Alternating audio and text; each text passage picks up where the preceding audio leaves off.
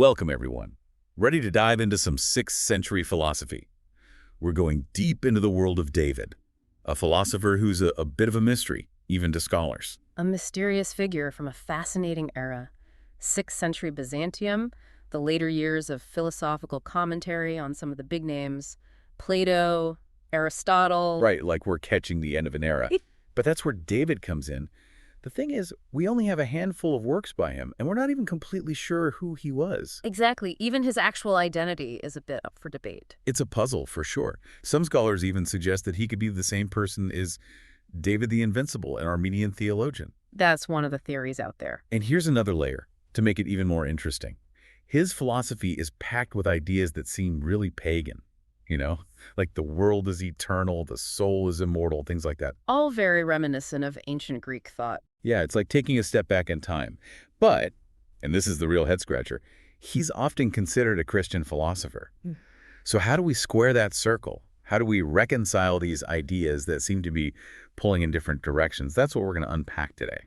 It's a really great example of how complex this period was. The lines between different schools of thought weren't always so clear-cut. Okay, so let's get down to the nuts and bolts. Okay. What do we actually have from David? What texts are we working with? Well, there are two main texts that have survived. The first is his Prolegomena Philosophiae, which, if you don't speak ancient Greek, means Introduction to Philosophy. Sounds pretty straightforward. Well, it's structured as a series of 24 lectures called praxis, and these introductions were becoming, well, much more elaborate in Alexandria at the time. You mean they weren't just quick summaries anymore? Exactly. David's, for example, is actually 4 times longer than Ammonius's, who was an earlier philosopher. So these introductions were turning into substantial works in themselves. Wow. Okay, and what about the second text? That one is a collection of lectures on Porphyry's introduction to Aristotle's categories. Porphyry, remind me, where does he fit into all of this? Porphyry was a big name in Neoplatonism, active in the 3rd century. He was really influential in starting this whole tradition of writing commentaries on Aristotle. Gotcha. So David's commentary is kind of like an interpretation of an interpretation. You could say that. So Porphyry's introduction was meant as a guide to Aristotle's categories.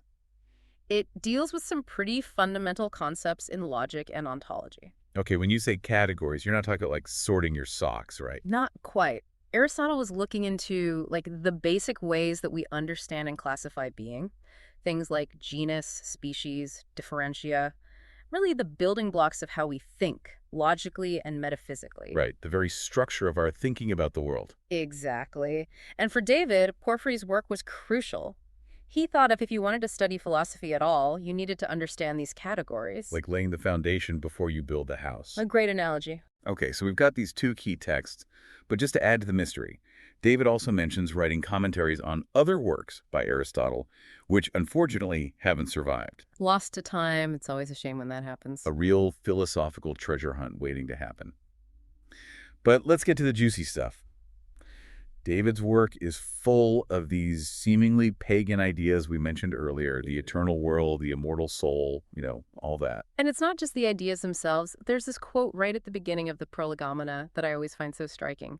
David talks about the intense love of philosophical arguments as a kind of madness. He even uses a quote from Homer to get his point across. Homer, the poet. That's not who I would expect a philosopher, especially one who's often labeled Christian, to be quoting. It just goes to show you that these boundaries, these categories we think of, they weren't as rigid back then. But what's so interesting to me is that David is saying that philosophy isn't just like an intellectual game. It's something much deeper, a real passionate pursuit of truth, almost like a divine inspiration. So he's elevating philosophy, making it a kind of spiritual experience. Exactly. That's what I find so fascinating. He's pulling together all these different threads, the philosophical, the spiritual, even the poetic. Which brings us back to that big question. How could someone who writes like this, with such a clear appreciation for what we might call pagan ideas, be considered a Christian philosopher?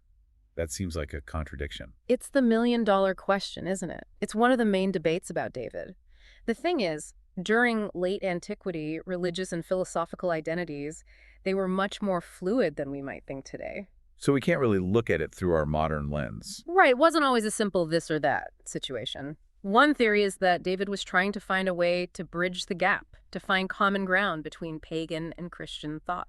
almost like a philosophical peace treaty. That's a good way to put it.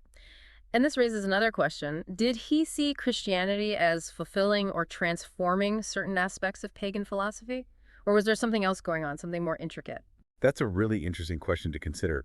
It challenges us to look more closely, to think about the nuances of David's thought, and to question our own assumptions about how these different intellectual traditions relate to each other. Exactly. And it highlights the real challenges that historians of philosophy face Yeah. when trying to understand this period. It's like trying to piece together a puzzle with missing pieces. It really is. It reminds us that studying history and philosophy, it's not always about finding clear-cut answers. Sometimes it's about embracing the ambiguity, wrestling with those complexities. Totally. Now, I'm curious about the content itself, the philosophical meat of it all. We touched on this idea that for David, philosophy was this transformative experience, almost like a spiritual journey. But how does that actually play out in his philosophical system? What specific concepts or arguments reflect this approach? Well, one area where this really shines through is in his cosmology. That's how he understood the structure and nature of the universe. He's drawing a lot from Plato and the Neoplatonists, emphasizing this idea of a hierarchical order of reality, with the divine realm at the top and the material world down at the bottom. So he's not picturing the cosmos as just like a random jumble of stuff. It's a structured, meaningful whole. There's purpose, direction. Exactly. And for David, getting a grasp on this cosmic order wasn't just an intellectual exercise. It was like a path to spiritual enlightenment, aligning yourself with the divine will. Like tuning into the cosmic frequency. That's a great way to put it. And this alignment with the divine, it wasn't just about passive contemplation either. It had ethical implications, guiding how we act, the choices we make. So philosophy for David wasn't just theoretical. It was about living in harmony with his cosmic order, making decisions that reflect an understanding of the true nature of reality. Absolutely. And this focus on ethics is another place where we see that blend of pagan and Christian influences. He talks about classical virtues like wisdom, justice, temperance. But he also brings in Christian concepts like love and charity. It's like he's creating a kind of ethical fusion, drawing from both classical philosophy and Christian theology to show a path to the good life. That's a great observation. And that's what makes studying David so fascinating. He's not just repeating old ideas. He's really engaging with different intellectual traditions, trying to create something new and meaningful out of them. This idea of synthesis, bringing different strands of thought together, that really speaks to me. It's like intellectual growth isn't about sticking rigidly to one school of thought. It's about opening yourself up to different perspectives, learning from them all, and ultimately creating something new and unique. Couldn't agree more, and I think that's a great lesson for anyone interested in philosophy, really, whether you're digging into ancient texts or grappling with contemporary issues. It's all about that ongoing dialogue, that back and forth between different ideas and viewpoints. Speaking of dialogue and different viewpoints, let's get back to this whole question of authorship.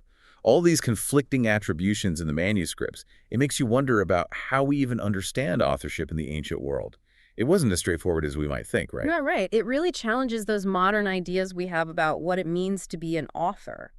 In the ancient world, texts were often, well, more fluid, more collaborative. They were copied, recopied, edited, adapted, and sometimes the original author's name just got lost along the way.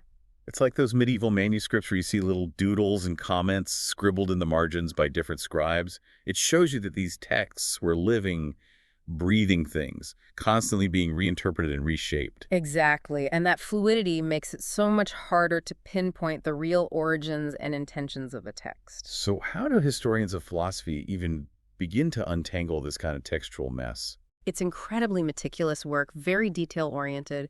It involves comparing different manuscripts, analyzing the language, the style, looking for any hints about the author's background and influences. It's like being a detective, piecing together all these fragments of evidence to try and reconstruct the past. Sounds like a tough job, but I bet it's rewarding. It definitely is, and even if we can't definitively crack the case, so to speak, the investigation itself can lead to amazing discoveries. So with David, even if we never know for sure who he really was, the process of asking these questions helps us understand the intellectual world he lived in, that complex web of ideas. Exactly. It deepens our appreciation for the sheer variety and richness of thought in late antiquity. This whole discussion has really got me thinking about how important context is when we're trying to understand philosophical texts. It's not just about reading the words on the page. We need to try to imagine the world those words were written in, the historical, cultural, and intellectual landscape. Absolutely crucial, and especially important when dealing with texts from a time like late antiquity, a period that's often misunderstood. It's easy to project our own modern assumptions onto these texts, but that can really distort their original meaning and significance. So how do we avoid that trap? How do we approach these texts with the right kind of historical sensitivity? It takes a combination of solid scholarship, intellectual humility, and a willingness to be okay with ambiguity.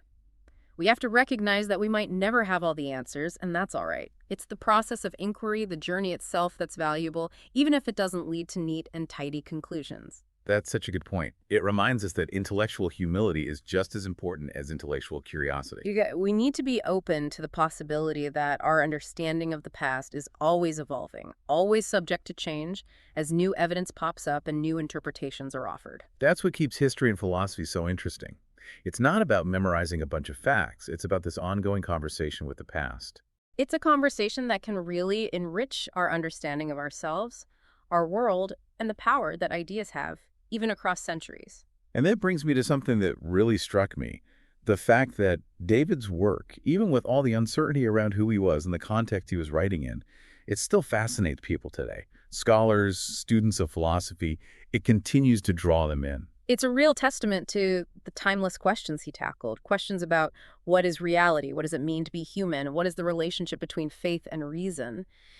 These are questions that have always been with us, and they continue to challenge and inspire us. And even though David's answers might be rooted in his specific historical moment, there's something in them that transcends time and place.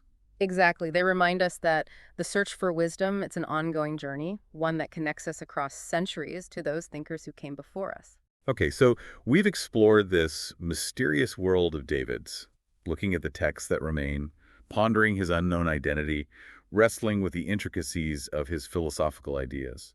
But before we wrap up, I want to revisit something you said earlier. You mentioned that David's work makes us question those assumptions we have about how paganism and Christianity related to each other in late antiquity. Yeah, it challenges that oversimplified view that we often see, that idea of just stark opposition and conflict between them. All right, it's like we're being invited to look beyond the stereotypes and see the nuances, those gray areas where these two worldviews, seemingly so different, might have actually been interacting in much more complex ways. Exactly. And that's one of the most valuable things about digging into these texts from the past. They force us to think outside of our own boxes, to recognize that our categories and understandings, they're shaped by our own time and place. So how do we start to reframe our understanding of this relationship, the relationship between paganism and Christianity in late antiquity?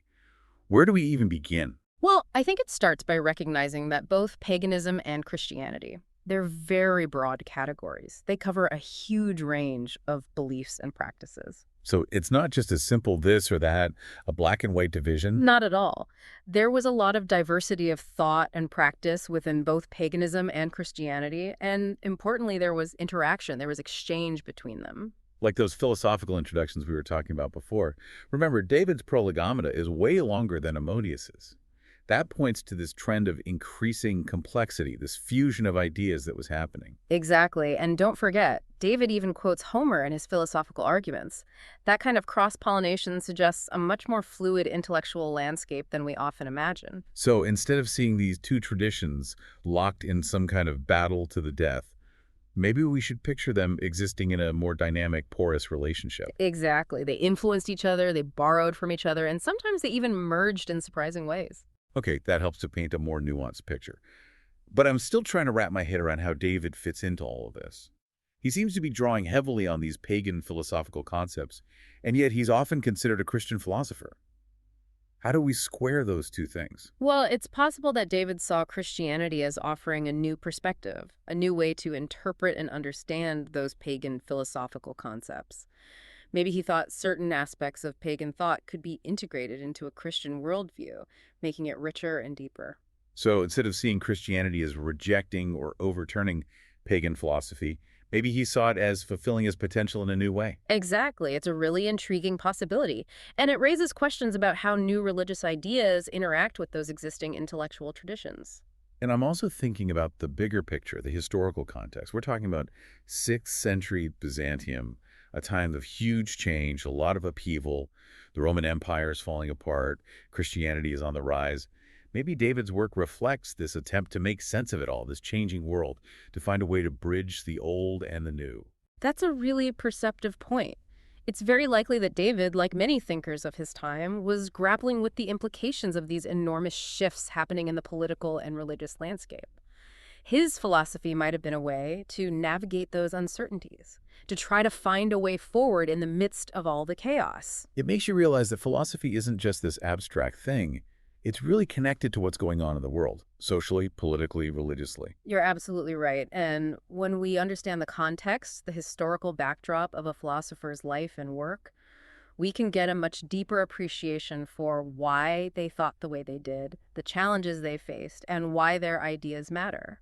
So it's like, when we try to understand David, we're not just learning about one philosopher from long ago. We're getting a glimpse into a pivotal point in history, a time when the world was transforming and new ideas were emerging that would have a massive impact on the course of Western civilization. That's a powerful way to put it. It underscores why studying the history of philosophy is so important, not just for its own sake, but for what it tells us about the broader story of humanity, the enduring power of ideas. It makes you realize that the past isn't really past at all. It's still shaping us in ways we might not even realize. Couldn't agree more. Those echoes of the past, they ripple through our present. And if we listen closely, we can learn valuable lessons about who we are, our world, that constant human search for meaning and understanding. And sometimes those echoes come to us in the form of these mysterious figures like David, whose work pushes us to question our assumptions, to see things from a different perspective, to dig deeper into the incredibly rich tapestry of human thought. It's a great reminder that the journey of intellectual discovery, it never really ends. There are always new insights waiting to be found, new connections to be made, new mysteries to unravel. It really is. It's like we get to build on what they figured out, try to see even further. And speaking of David's work, there was this one thing that really stuck with me. It was his description of the love for philosophical arguments as a kind of madness. It's such a powerful image and so unexpected, especially coming from someone who's often seen as a more, well, rational and logical thinker. That's a really powerful quote. It suggests that for David, philosophy wasn't just about calmly seeking knowledge. It was this really intense, passionate engagement with ideas, driven by this deep desire to get to the heart of existence, to understand those fundamental truths. It makes you wonder if he saw a connection between this madness, this philosophical passion, and the Christian idea of divine inspiration. Like, was he saying that philosophical inquiry, when it's done with real fervor, could lead to a kind of spiritual awakening or insight? That's a really fascinating interpretation. It fits with his overall view of philosophy as this transformative experience, a path to spiritual enlightenment. And it reminds us that in late antiquity, the lines between what we might call religious and philosophical, they weren't always so clear. It definitely challenges us to rethink our own ideas about how we come to know things, about the different ways we can access truth. Maybe faith and reason have more in common than we usually think. I think you've touched on something really important there. David's work encourages us to explore those intersections, those places where different ways of knowing and experiencing the world might actually come together. Now, before we wrap up, I want to bring up one more really interesting aspect of David's work. It's this idea that truly understanding philosophy isn't just about grasping the concepts intellectually. It requires a change in who we are, a transformation of the self. How does that idea play out in his philosophy? David believed that genuine philosophical insight, it's not just about collecting facts or winning arguments. It involves a real shift in perspective, a reorientation of the soul toward the good. He argued that this transformation requires us to commit to living in accordance with reason and virtue, aligning what we do with what we understand about the true nature of reality. So it's not just about thinking differently. It's about becoming different, embodying those principles we've learned through philosophical inquiry. Exactly. And this emphasis on the power of philosophy to transform us, it echoes this ancient Greek concept of paideia. That was the process of education and self-cultivation that aimed to shape not just the mind, but the whole person. It reminds us that philosophy isn't just something you study in school. It's a way of life, a journey of self-discovery and self-improvement, and it can really enrich and elevate our whole being. And it's a journey that anyone can embark on, no matter what your background is or what you believe. All it takes is a willingness to engage with those big questions, to challenge your own assumptions, and to really strive for a deeper understanding of yourself and the world. That's a wonderful thought to end on. So to everyone listening, we encourage you to keep exploring David's work, to wrestle with those challenging ideas, and to continue that journey of philosophical discovery that he so passionately embodied. And may his work inspire us all to approach philosophy not just as a subject to study, but as a path to a richer, more meaningful life. It's been a fascinating deep dive, and we hope you'll join us again next time as we explore more of the intriguing figures and ideas that have shaped our intellectual history. Thanks for listening.